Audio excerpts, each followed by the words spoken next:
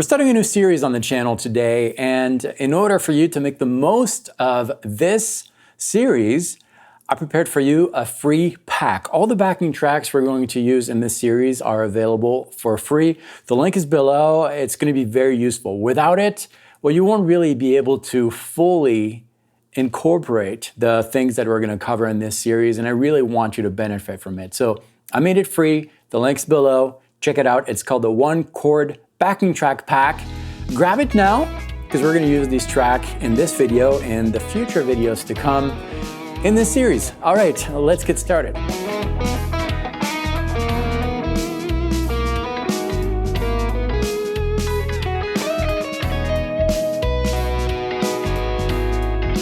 Hello, my name is David. If you're new to the channel, well, this is what it's about. It's about helping you develop and unlock your musicality so that you can tell a better musical story. I've been teaching guitar for over 30 years, and in my years, not only did I learn tons, but I also found that a lot of players are really good at knowing scales, playing licks. They're technically very proficient.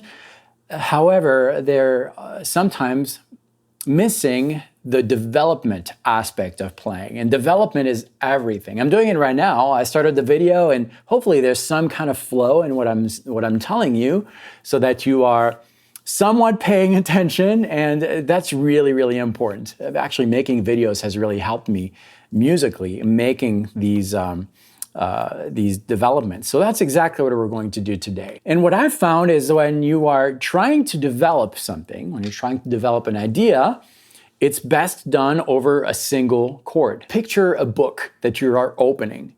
At first, you only see the cover. You don't really know what the music's about, but as soon as a note happens, or a series of notes or a chord, well, the book has been opened. The theme of the story is now established with that first chord. And then you might have another chord, and that gives a little bit more detail to the story. And then maybe you have a third chord that is not even part of the system of these two first chords. Maybe we're changing keys, and that switches to something else. Maybe it's a parallel story that is going on, and it can be very difficult. It's very enjoyable for the listener, but it can be very difficult to work on developing your storytelling when these things happen. So we're going to break that in this series, and we're going to work with single chords. Today we're working over an E major 7 chord. This backing track right here, which again is available in the pack that I told you at the intro of the video, is going to be used to develop something.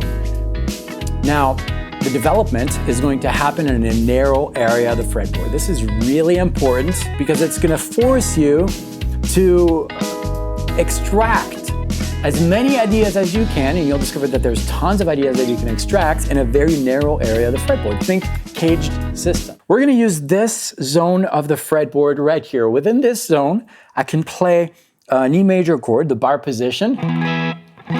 That chord happens between frets 12 and 14, and we're going to extend that to this position, and I'll tell you what we're going to do after. Not all the notes are going to sound okay with the backing track. That's fine, that's where we're going to develop things, but let me show you the shape.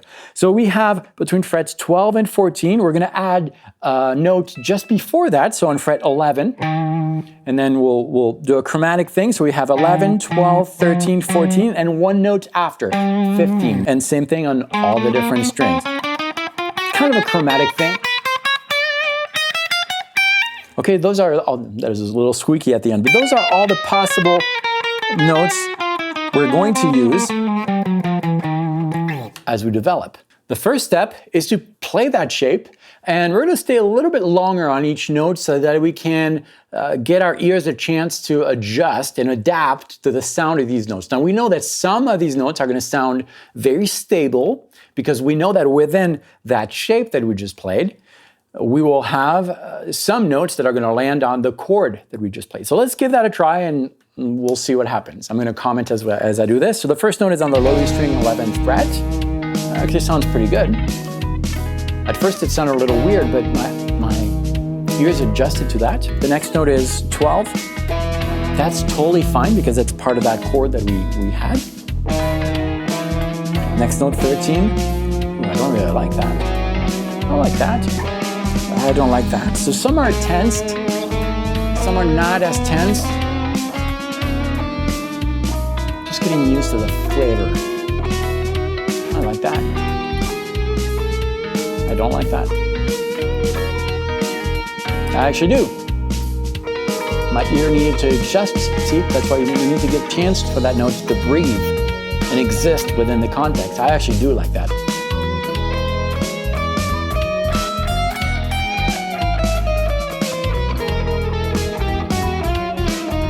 Now, note that I'm not playing this because it sounds nice. I'm just getting used to the sound of these notes over the chord.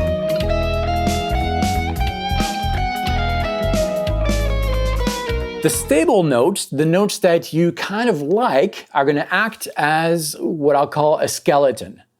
Those are the strong notes, the notes that you can land on, that you can trust, and that you can just rest on to give your mind, your whole being, a chance to breathe and move on to the development phase. Now here's where most players get it wrong and miss the point. You come into this exercise with your own baggage. You might be a great player, you might have a band, and you might know how to improvise. That's great. However, you might, unfortunately, rely on the licks and rely on the part of your brain that is confident, which is good, but you're going to miss the point. We need to dumb things down quite a bit to the point where maybe it's not as interesting as you know you could make it sound, but that's where we're going to discover different things. So let's give that a try with a simple idea. We have our backing track. The backing track is playing an E major 7. We determined that we're going to play everything here in that slice of the fretboard between frets 11 and 15. Some of these notes are going to be very stable, very nice. Others a little tensed. We're going to try to focus on the stable notes. Now, if you have a little bit of theory background, you can pick from the scales that are going to work over an E major 7 chord. That might be Ionian or Lydian. And if you don't know, that's okay. Just use the bones that are extracted from the chord that determine the area of the fretboard we used, and then just do a little bit of exploration. Use the bones as starting points, and maybe from one of the bones, try a note just after. Do you like it? If yes, consider it a bone. If no, consider it a note to be avoided for now. Once you did that, once you determined that you're going to use one scale, or whether you know the name or you just pick that scale from playing the bones and notes after, I'm going to decide to use an Ionian Scale major. Let's start playing a simple idea, a very, very simple word in that scale. I'm going to try something like this. All right, that was my opening statement. Pretty much playing just the bones of the chord, but I added this note right here, which I determined to be a strong note, a bone, a stable note, that's on the 2nd string, 14th fret. So I'm playing here just descending. All right. From there are a couple things that I want you to do. The first thing is to associate with your idea a mental shape. So maybe if you're a guitar player, that mental shape might be just the way that it looks on the fretboard. That's what I'm going to do. It's also a descending shape, right? All the notes are descending. It's also visually, we have one note on one string, and then on the next string we have 2 notes descending, and then on the next string 1 note, next string 1 note. That's the first thing. The second thing is to remember the 1, 2, maybe 3 last notes of your word, of your idea. I'm going to focus on okay, those are the last letters in my word.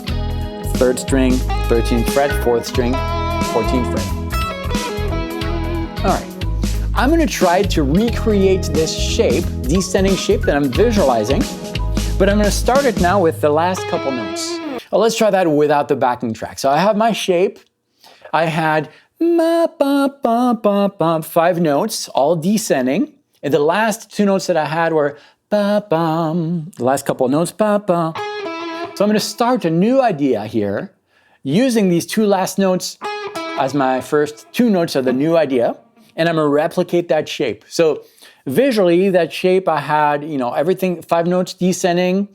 The first note was played on a string. In this case, that string is determined by the last 2 notes of the lick I just played. So I've got my 1 note here, and then on the next string I have 2 notes, maybe. And then next string, 1 note, and next string, 1 note. Similar shape, similar characteristics. These two ideas are compatible with each other.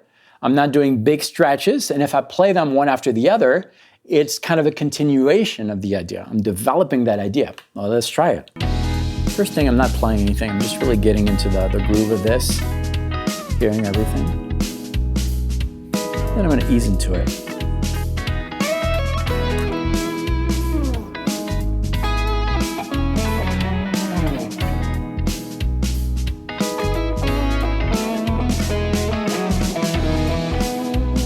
Now that idea was a little different, but I still started that idea. There's something similar. I still started that idea with the last few notes that I had. So I'm really trying to develop something to almost extract from this thing every single thing that I can in as many ways as I can, yet make it very, very coherent. Let's try another idea. I'm going to repeat that. But I didn't clone it. I changed it a little bit. Added a little bit of details to that, right? Similar word, but I finished it. I'm going to take these last 2 notes and start something else. Maybe.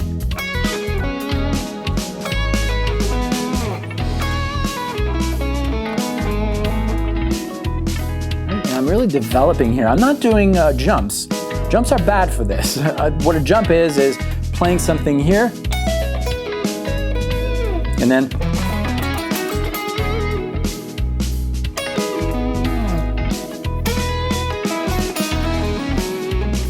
that's kind of what a jump is. You really want to develop things.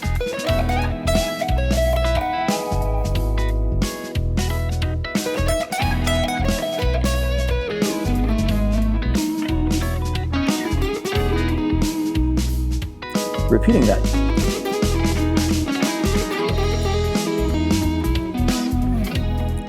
I ended there.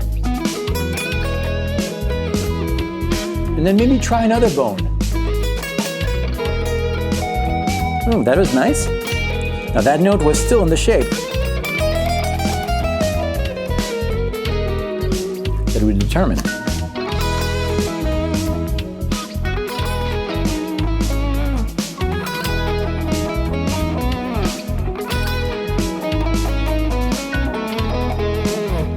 Saw that development there?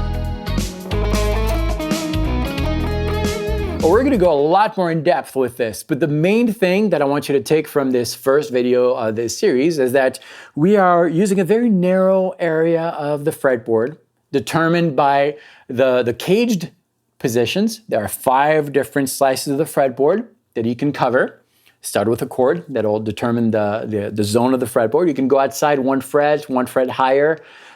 Basically, you have a span of 5 frets, and from there you have your bones, the strong elements, and then other notes that you can add. Some are going to be tensed, some not. Go for the not tensed notes and start developing ideas. Click right here to download this free pack. We're going to use all the backing tracks included here. There are about 25 and some loopable sections as well. Please download this. This is really going to help you as you watch the series. I'll meet you in episode 2 whenever it's available. It will be available soon. Thanks for watching this. Click right here to download the pack. See you next time.